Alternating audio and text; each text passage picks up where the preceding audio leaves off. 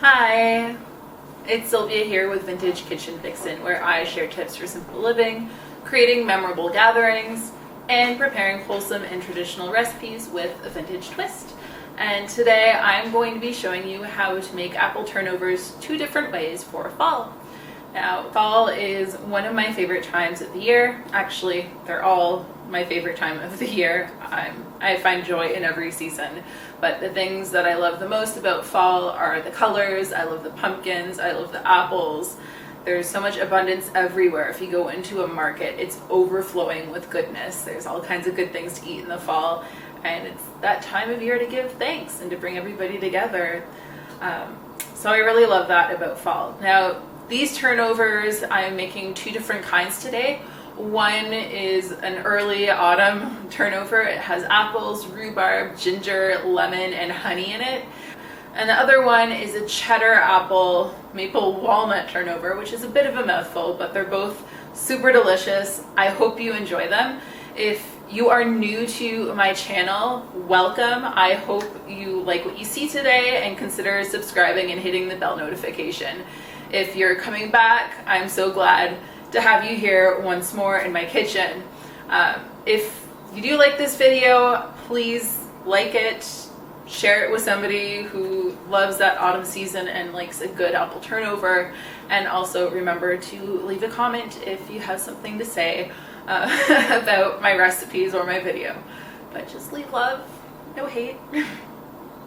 One thing I do on my channel, if you're new here, is I go into silent film mode, so that's what we're going to do right now.